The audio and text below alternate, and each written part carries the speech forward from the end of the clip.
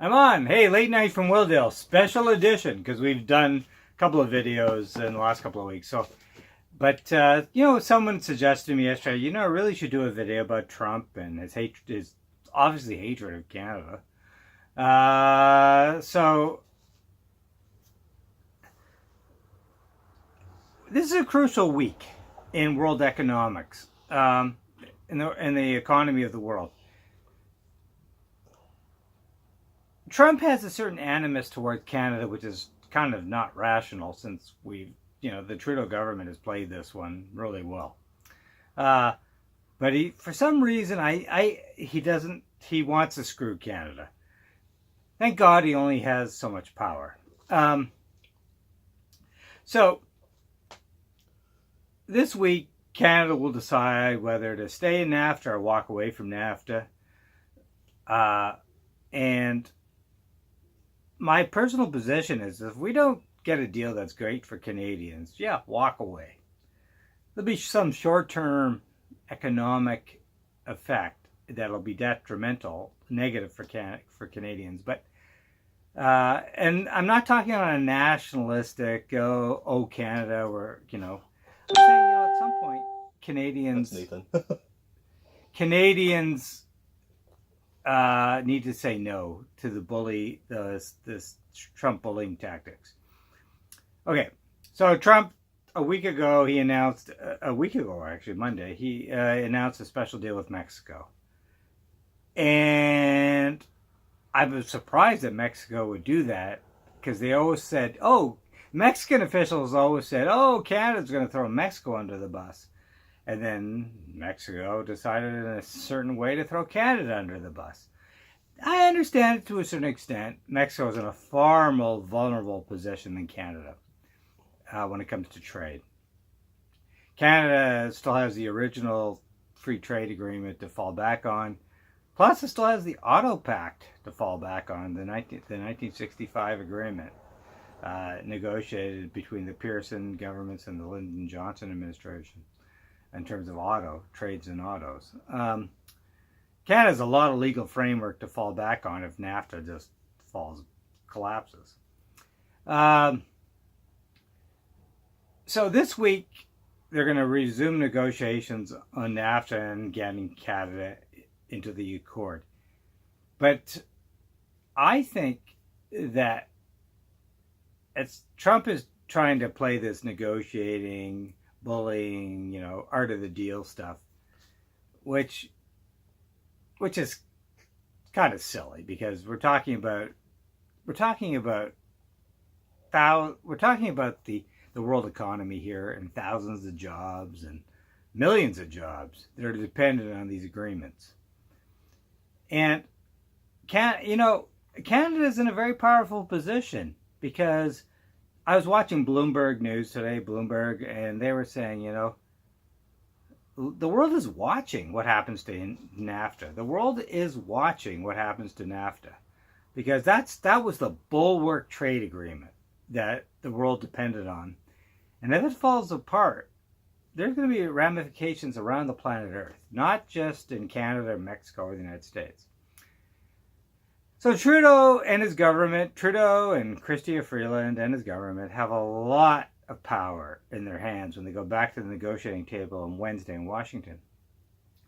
But I would say this.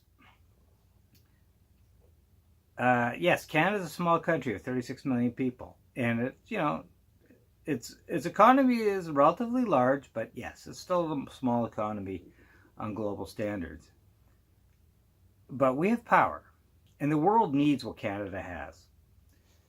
Okay? We saw a new U.S. Trade Commission ruling in the last week or so that said that Trump's tariffs on newsprint were illegal, illegal or whatever, not fair. And those tariffs on newsprint basically put a lot of U.S. newspapers on the brink of bankruptcy. Because American newspapers depend on relatively inexpensive Canadian newsprint. And because the Americans just don't have the trees. They don't produce the amount. And same with lumber. The housing, with the tariffs on softwood lumber, which goes that dispute goes way before Trump. Yeah, because Trump imposed all these tariffs. Again, the housing prices in the United States have gone up. Americans need the ruling on newsprint might have saved the ruling that said U.S. tariffs on Canadian newsprint were wrong and they're basically been redacted. They're redacted. I don't know if that's a good word, but yeah, they said they were wrong and that's gone now. And maybe a lot of U.S. newspapers will survive now because they can get Canadian newsprint at decent prices. The softwood lumber thing goes on and on and on. That goes way back. So, but yes, U.S. housing prices have gone up because of tariffs on Canadian lumber. Canada has lots of trees, okay? And I'm not saying we should destroy the boreal forests and the temperate rainforests of British Columbia and the boreal forests of Saskatchewan, Manitoba, Ontario, and Quebec, and New Brunswick, whatever, to provide for American housing. But we got lots of trees, and there is sustainable development in the forestry industry in Canada. So Americans don't have lots of trees left. So they need our lumber, they need our newsprint, they still need our oil. They need cobalt for smartphones and electric cars, and they need our gold and our silver and our uranium. You know, they need our uranium. We have a lot which the Americans need. So, of course they need wheat, they need canola. Canada, despite climate change, still produces a lot of wheat and canola, and the world needs it. So, Canada has cards to play, and that's what this video is about.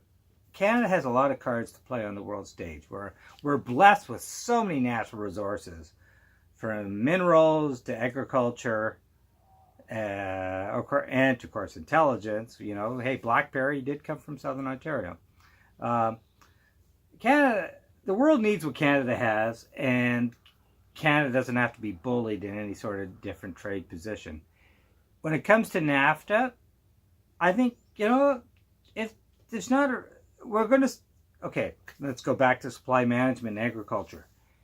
Every country supports its agricultural industries. Every country. Yes, you can make moves here and there, open up the quotas and this and that. A lot of the world looks to Canada's supply management system as a model because it provides farmers with a decent income, provides quotas, and I don't see many Canadians complaining about spending an extra 50 cents or $1 for a carton of eggs when they know it's grown locally, or a carton of milk which they know is produced locally. People like to buy local. They like to have their agricultural products come locally, and that's tomatoes. That's everything.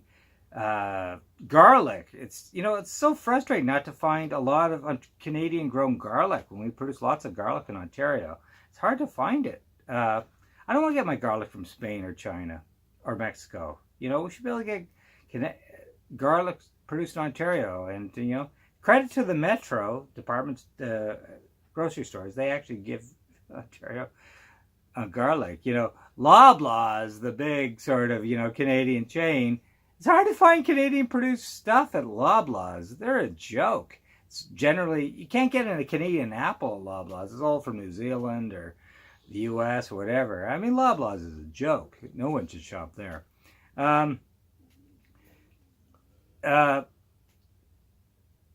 We need to protect our agricultural industries. Supply management is a model for the rest of the world.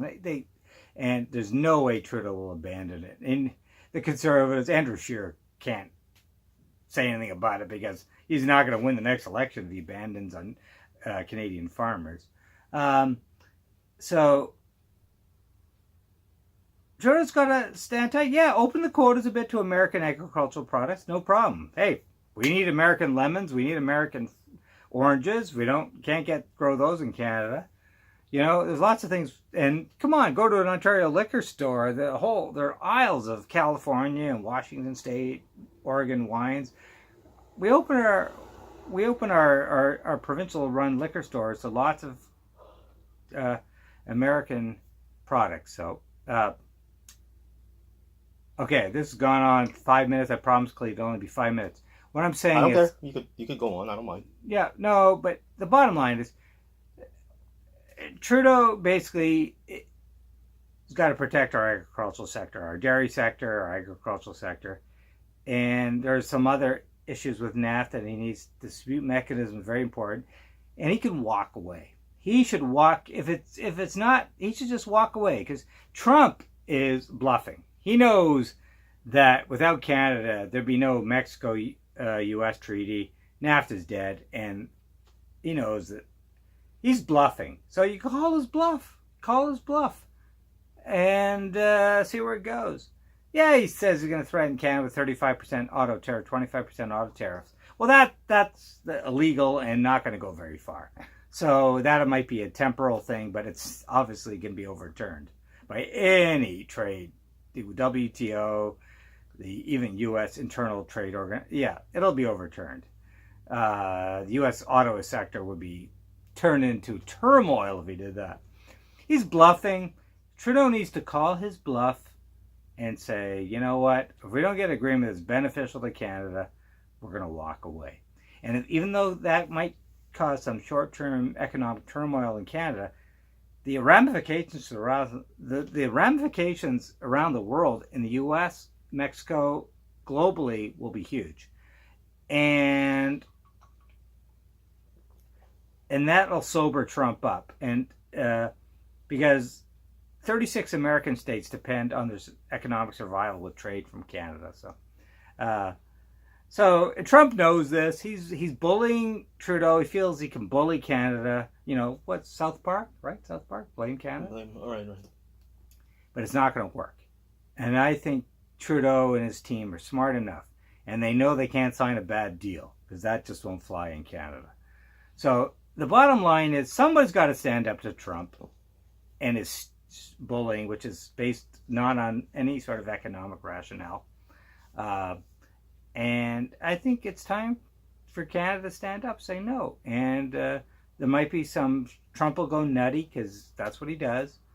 But he has no understanding of world economics and how it plays out. And basically what he does is irrelevant, because Congress will never allow an agreement that doesn't include Canada. And the rest of the world, anything Trump does by executive privilege will be overturned. So there might be some short-term economic pain, because Trump has some executive power, but yeah, it'll generally be overturned. And if one country can, Canada's very dependent on trade with the United States. We get it, but there's one country that actually can stand up to Trump and say no, because Canada has a lot of cards to play. The Americans need our resources. And the world needs what we have, and they need the stability of the North American market. There's so many things here. So what I'm saying in the end, this is going to be a very crucial week in the world economy. Canada's a small player in the world economy, but it's crucial given our resources and what we have to offer. And if Trudeau walks away from the table and NAFTA sort of collapses, that'll have massive ramifications in the global economy. Hopefully that won't happen, but Trump seems determined in some ways to screw this whole thing up. He just has an animus towards Trudeau and Canada. It's irrational. And when you're dealing with an irrational president like him, who has no understanding of the global economic system and trade and how it works, there's nothing you can do. Better just to walk away than sign a bad deal. And let the cards fall where they are. Canada won't die as a country. We'll survive. We have the original free trade agreement with the U.S. will fall into play. And then, and the auto tariffs are probably totally illegal under the original's 1965 auto pact. So, yeah, we'll survive. I would say to the Trudeau government this week, if you can't get a deal that's decent for Canadians, walk away.